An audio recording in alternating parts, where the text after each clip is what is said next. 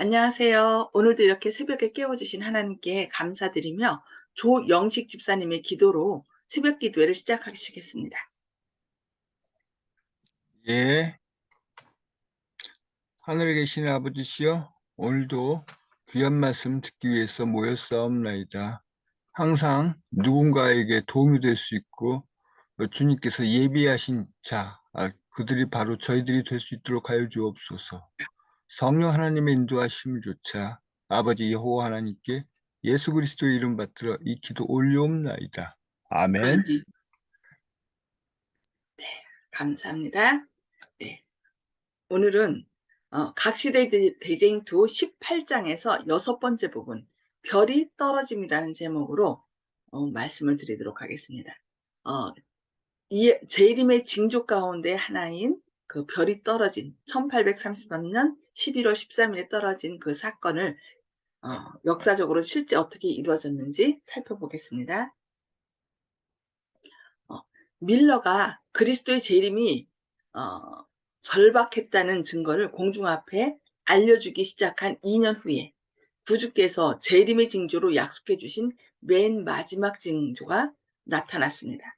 원래 환란 후에 해가 어두워지고 달이 빛을 잃고 달이 피피처럼 되고 그 다음에 별들이 떨어진다라고 이렇게 마태복음 24장에 예언되어 있는데 실제로 이렇게 1780년에 암흑일로서 해가 어두워졌고 그날 저녁에 달이 피피처럼 됐고 그 다음에 이렇게 1833년에 이렇게 유성우가 떨어지게 된 것입니다. 예수님께서는 별들이 하늘에서 떨어지리라고 마태복음 24장 29절에 말씀하셨습니다. 또한 요한은 하나님의 날을 알려주는 광경을 이상 중에 보았을 때 다음과 같이 그 사실을 기록하였습니다. 하늘의 별들이 무화과나무가 대풍에 흔들려 선과실이 떨어지는 것 같이 땅에 떨어지게 되더라. 그러니까 계시록 6장 13절 말씀입니다. 이 예언은 1833년 11월 13일에 유성의 큰 소나기로 분명히 성취되었습니다.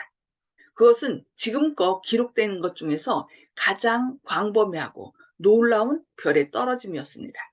이때에 온 미국의 하늘은 몇 시간 동안 찬란한 광경을 나타냈습니다. 이는 미국이 생긴 이래 일찍이 없었던 하늘의 현상이었으며 그것을 목격한 일부의 사람들은 매우 감탄하였고 또한 다른 부류의 사람들은 심히 두려워 경악하였습니다. 그 장엄하고 찬란했던 광경은 지금도 많은 사람들의 머릿속에 남아 있습니다. 오늘날까지의 어떠한 유성우도 그때와 같이 사면팔방으로 쉴 새 없이 쏟아졌던 적은 없습니다. 다시 말하면 온 하늘이 움직이는 것 같았습니다. 그 광경은 실리먼 교수가 저널이라는 잡지에 기록한 바와 같이 북미 전역에서 볼 수 있었습니다. 2시부터 새벽이 되기까지 하늘은 구름 한 점 없이 맑았는데 찬란한 빛이 번쩍이면서 온 하늘은 기이한 광경을 이루었다. 실로 그 장엄한 광경은 말로 표현할 수 없었다. 그것을 목격하지 아니한 사람은 아무도 그 찬란한 모습을 깨달을 수 없었다. 그것은 마치 온 하늘의 모든 별이 머리 위에 어떤 한 점에 모여서 갑자기 지상을 향하여 번개 같은 속력으로 일제히 내려오는 것과 같았다. 그것도 다만 한순간으로 그친 것이 아니고 마치 그때를 위하여 창조된 것처럼 뒤를 이어 빠른 속도로 무수히 쏟아져 내렸다. 차라리 무화과 나무가 대풍에 흔들려 그 과실이 떨어지는 것 같다고 함이 더욱 적절한 말이 될 것이다. 이렇게 얘기한 것입니다. 기록한 거죠. 1833년 11월 14일자에 뉴욕 상업신문은 그 놀라운 현상에 대하여 아래와 같은 기사를 게재하였습니다. 나는 어떤 학자나 철학자도 어제 아침에 일어난 것과 같은 사건을 예고하거나 기록한 일이 없다고 생각한다. 만일 별이 떨어진다는 말이 유성을 의미하는 것이라면 한 예언자는 이미 1800여 년 전에 그 일이 있을 것을 정확히 예언하였다. 다만 그런 의미에서만 그 예언은 글자 그대로 성취되었다고 볼 수 있다. 그러니까 어떤 철학자나 학자도 여기에 대해서 얘기하지 않았고 오직 누구만요? 성경에 예수님만이 그 일을 정확하게 예언했다라고 신문에서 말한 것입니다.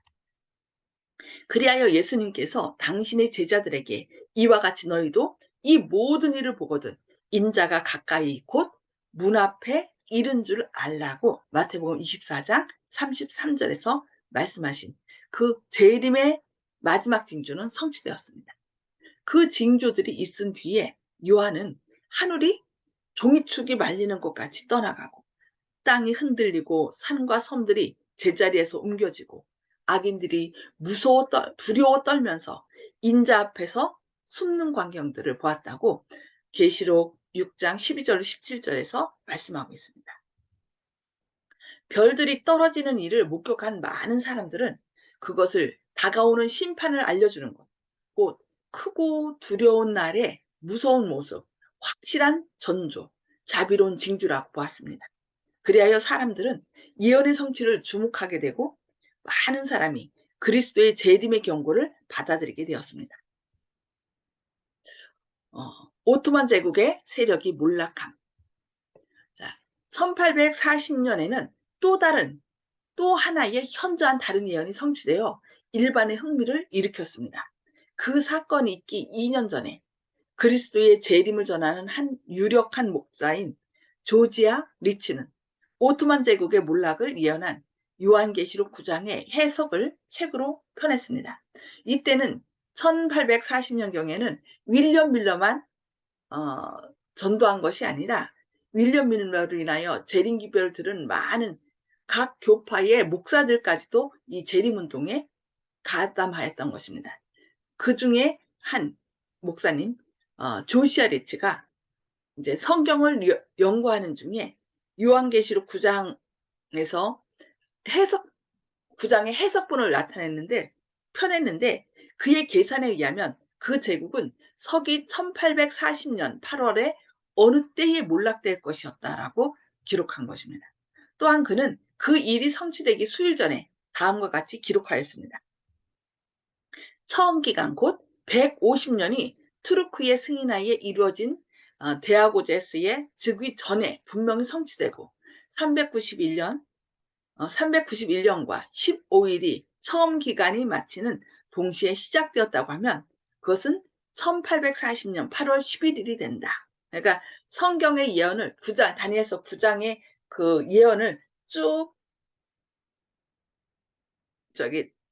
윌리엄 밀러가 다니엘 8장 14절을 9장에서 이렇게 해석한 것을 이렇게 다시 연구해서 발표한 것처럼 이 조시아 리치도 어떻게 한 거예요? 그 투르크에 관한 예언을 얘기한 것입니다. 그때 콘스탄티노플에 있는 오토만 제국의 국위가 몰락될 것으로 생각할 수 있다. 나는 그 일이 분명히 그렇게 되리라고 믿는다. 다니엘서의 예언이 그대로 성취됐기 때문에 무엇도 성취될 것이라는 거예요. 계시록에 있는 그 각 나라에 대한 그러니까 역사의 예언도 그대로 성취될 것이라고 믿은 것입니다. 과연 규명한 바와 조금도 어김이 없이 바로 그때에 트루크는 그 사절들을 통하여 유럽의 동맹국가들의 보호를 받기로 승인함으로 기독교 열강들의 지배 아래 들어가게 되었습니다. 그 사건은 예언한 그대로 정확히 성취되었습니다. 이 일이 일반에게 알려지자 많은 사람들은 밀러와 그 도역자들이 인용한 예언적 해석의 원리가 정확하다는 것을 믿게 된 동시에 재림운동에는 놀라운 박차가 가해졌습니다.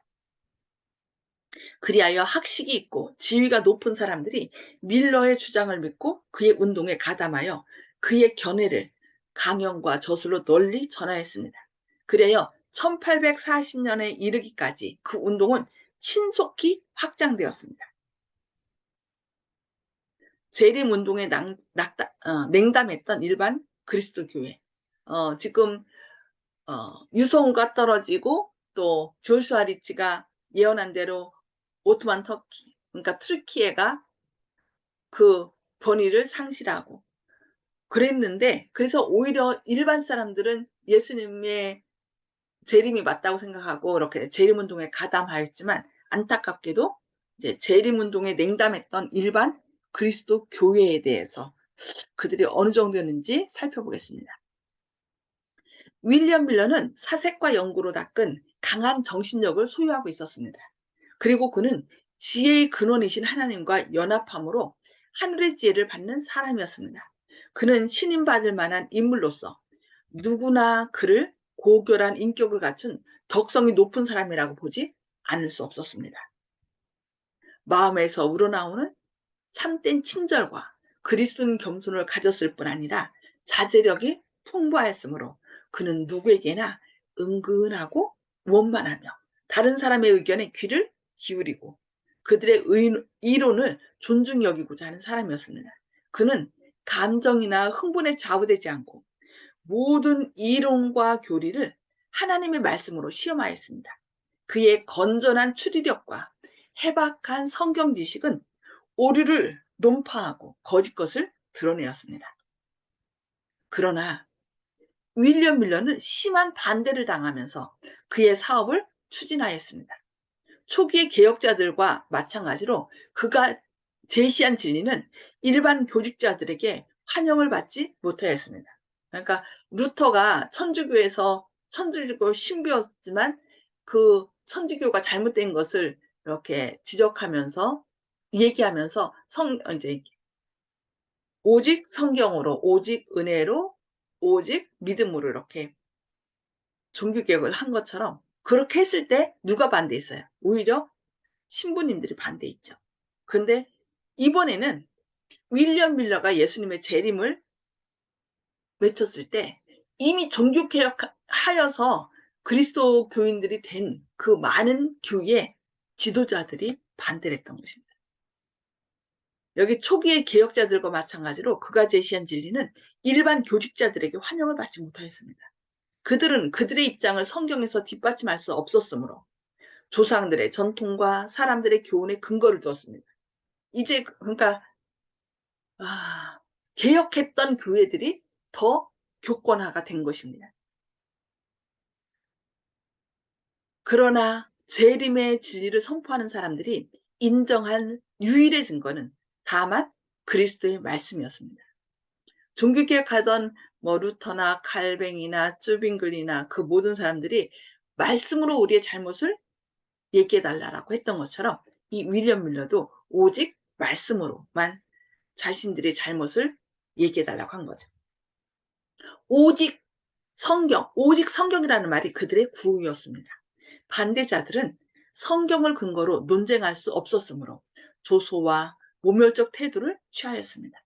그들은 오직 주의 재림을 기다리고 거룩한 생애를 살고자 노력하고 다만 사람들에게 주님의 다시 오심을 위하여 준비하라고 권면하는 사람들에게 악의를 나타내는 일에 시간과 금전과 재능을 다 바쳤습니다. 너무 안타까운 일이죠. 하나님의 말씀을 전파해야 되는데 하나님 말씀을 전파하는 사람들을 반대하는 일에 금전과 재능을 바쳤다는 거죠. 사람들의 마음을 재림의 문제에서 다른 데로 돌리고자 하는 노력이 열렬해졌습니다. 마치 그리스도의 재림과 세상 끝에 관한 예언을 연구하는 것이 무슨 죄나 수치스러운 일이나 되는 듯이 생각하게 되었습니다. 그리하여 일반 목사들은 하나님의 말씀에 대한 믿음을 훼손시켰습니다. 그들의 가르침은 사람들을 믿음이 없는 사람으로 만들어 버렸으므로 많은 사람들이 그들의 정욕대로 방종하게 되었습니다. 그러자 악의 창시자들은 그 현상을 모두 재림 신도들의 소행이라고 비난하였습니다. 그 옛날 종교개혁 할 때도 루터나 칼빈 또 쯔빙글리 웨슬리 이 당시 사람들이 전도할 때도 모든 잘못을 누구한테 지었어요?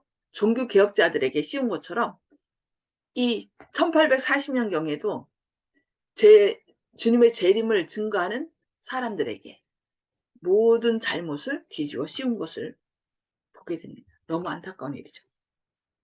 도처에서 총명하고 민감한 많은 청중들로 집회 장소들은 비좁았지만 조소와 비난의 재료로 사용되는 외에는 밀러의 이름이 종교 잡지에 게재되는 일은 거의 없었습니다.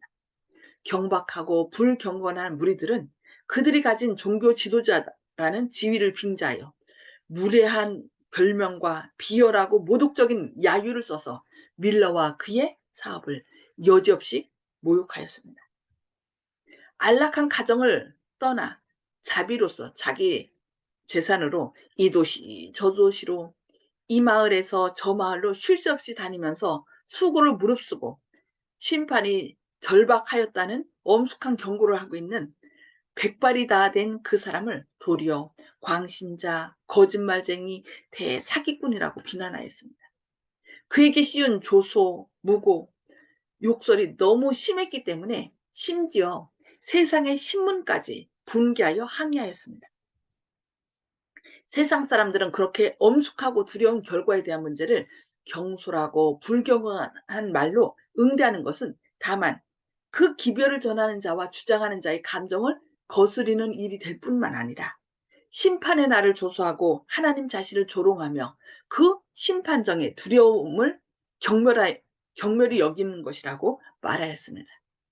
그러니까 오히려 세상 사람들이 그 일반 기독교 지도자들, 목사들이 이 밀러에 대해서 조롱하는 것을 옆에서 보고서 이건 아니다. 당신들이 하는 것은 이렇게 불경건하게 하는 것은 그 밀러 자신에게만 하는 것이 아니라 하나님을 대항하여 불경건한 일을 행하는 것이라고 오히려 일반 신문에서 이렇게 보도했던 것입니다. 그럼에도 불구하고 안타깝게도 하나님의 종들이라고 하는 사람들은 그들의 눈을 가리워서 하나님의 뜻을 거스린 이런 안타까운 사실을, 그것은 바로 그들 뒤에 누가 있었다는 거예요?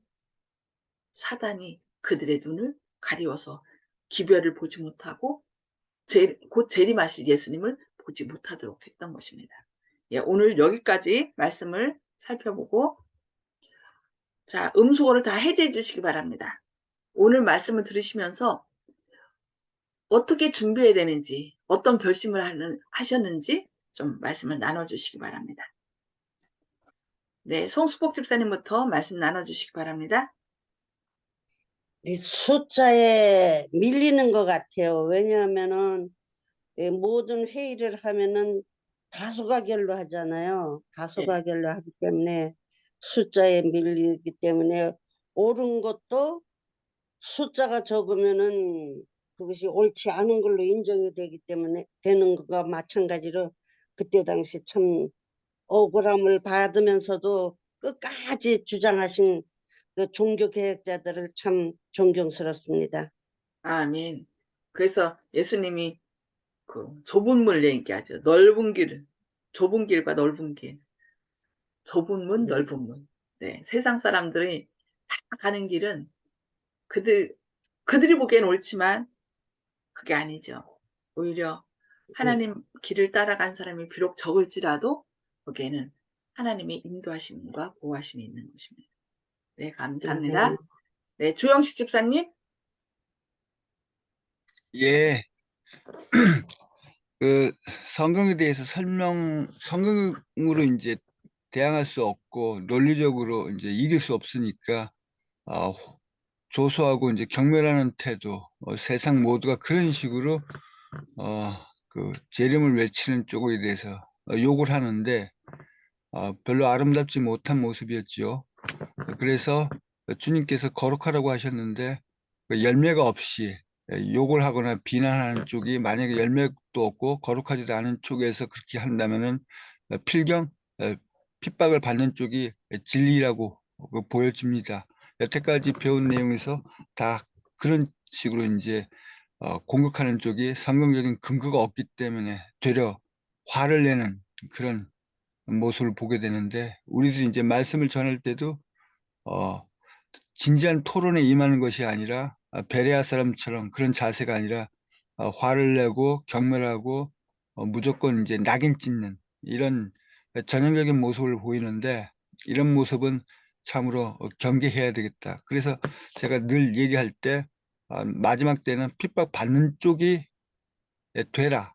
핍박을 하는 다수는 위험하다. 이런 식으로 제가 말씀을 전하기도 하는데, 항상 그 소수의 꿋꿋하게 이제 열매를 맺으면서 버티는 그런 사람들이 진리를 가진 자들이라 하는 세상 사람들한테 경종을 울리고 싶습니다. 아멘.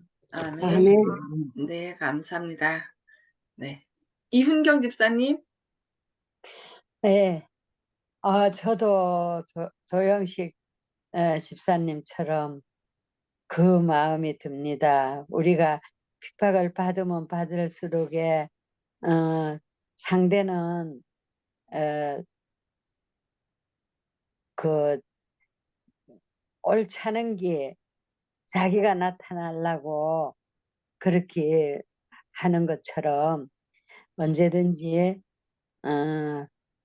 악착같이 악한 사람이 선한 사람을 무너뜨리려 하는 것이 이치 같아요. 그래서 전에 선지자들이 그렇게 피 흘리고 정말 이 진리를 지켜나온 거 감사합니다.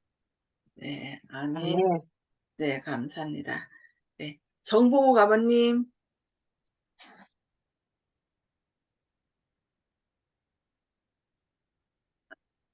정봉욱 아버님. 예, 말씀해 주시기 바랍니다.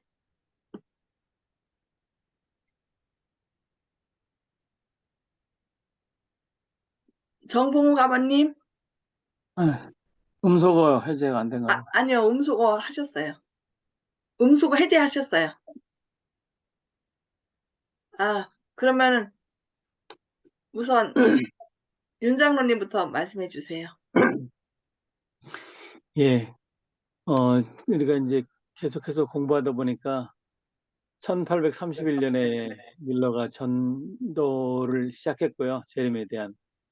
2년 후에 1833년에 이제 유성우가 있었고, 그 다음에 또 1840년에 7년 있다가 또, 오토만 제국이 몰락하는 예언이 또 성취된 것들을 봤는데요. 이러한 그 성경의 예언이 계속해서 하나씩 이루어지고 있는데도 일반 개신교 예수님을 믿는다는 목사님들이 오히려 사람들을 믿음 없는 사람으로 만들어 버렸다 그랬고요. 또 최근에 저희 살펴보면 2000년이 되기 전에 다미 성교회라는 데서 이제 뭐 우리나라에 휴거가 있다고 해가지고 굉장히 또 요란했던 적이 있었거든요. 그래서 지금은 뭐 휴거라든지 재림의 이야기를 하면 이상한 사람으로 보게 되는 그런 현상들이 나타나요. 그래서 그 잘못된 가르침이 얼마나 또 어려움을 주는지, 또 그 당시 밀러가 했던 그 재림운동이 또 일반 목회자들은 또 그거를 또 성경적으로 논쟁할 수 없으니까 또 조소와 모멸적 태도를 취했다고 이렇게 기록되고 있는데, 이런 사건들로 인해 가지고 앞으로 우리가 예수님의 재림에 대해서 이야기하기가 조금씩 주저되는 그런 상황도 있긴 있는데요. 우리는 어떤 확신을 가지고 또 이렇게 재림에 대해서 얘기해야 될지 우리 또 목사님이 또 한번 또 자세히 또 설교로 또 말씀해 주시기 바랍니다. 알겠습니다. 네, 감사합니다. 정봉욱 아버님. 정봉욱 아버님. 잠깐 자리 비우셨나 봐요. 예. 예, 그러면은, 네. 하나님께서는 정말 성경 말씀이 정확하다는 것을 이렇게 이 윌리엄 밀러의 다니엘서 연구를 통하여 알려주셨을 뿐만 아니라 또 조시아 리치를 통하여 또 이 계시록에 이언된 말씀이 그대로 성취되도록 하심으로 성경이 정말 하나님의 말씀, 참 신의 말씀임을 밝혀주신 것 이나요 감사합니다. 그것처럼 이제 남은 예언은 앞으로 계시록 13장에 이제 짐승의 우상을 세워서 이제 전 세계를 그 손아귀에 넣고 손과 이마에 표를 찍고 그 표를 받지 않은 자 외에는 매매하고 사거나 팔거나 못하도록 하겠다는 그 예언의 말씀만 이제 거의 남고 그 다음에 나온 것이 뭐예요? 이제 칠재앙이 임하고 예수님 재림하시는 거. 지금 남았는데 결국은 우리가 이제 앞으로 해야 할 일은 중대한 주님께서 머지않아 오신다는 이 놀라운 예언의 말씀, 그리고 바벨론이 무너지니 나오라는 이 새천사의 기별을 우리가 외쳐야 되거든요. 그래서 저희가 오직 성경으로 이 믿음의 노동들이 계속 조소당하고 핍박을 당한다 할지라도 오직 성경으로만 나갔던 것처럼 저희도 성경 말씀으로 무장해서 그날에 담대히 설 수 있는 저와 여러분 되기를 바라면서 기도하고 마치겠습니다. 혹시 정봉우 아버님? 정봉우 아버님? 예, 말씀 주시겠어요? 연결이 안 되셨나? 아니요, 연결이 됐는데, 김혜숙 집사님 가능하신가요? 네, 간단히 할게요. 예, 예. 네, 오늘 말씀에서는 핍박에 대한 말씀이 나왔는데, 핍박이라는 게 우리가 진리 가운데서 진리를 행할 때 받는 것은 참다운 핍박으로서 은혜로서 가지만 때에 따라서는 저희들의 잘못으로 받는 핍박을 하나님 일을 하면서 받는 핍박으로 착각을 할 때도 있어요. 그래서 그러한 구별을 잘 할 필요성이 있다라는 거를 말씀 속에서 느끼게 되었고요. 마지막 때 정말 우리는 마지막 때가 가까웠지만 하나님께서 우리한테 주시고자 대속하신 죽음의 은혜를 갖기 위해서 항상 기뻐하고 범사에 감사하고 아무리 고난이 와도 웃음이 잃지 않고 아주 슬픔을 갖지 않는 그런 믿음으로 담대해져야 되겠다는 생각을 해보았습니다. 감사합니다. 아멘. 아멘. 감사합니다. 우리 정봉우 아버님? 예, 말씀 나눠주시겠어요?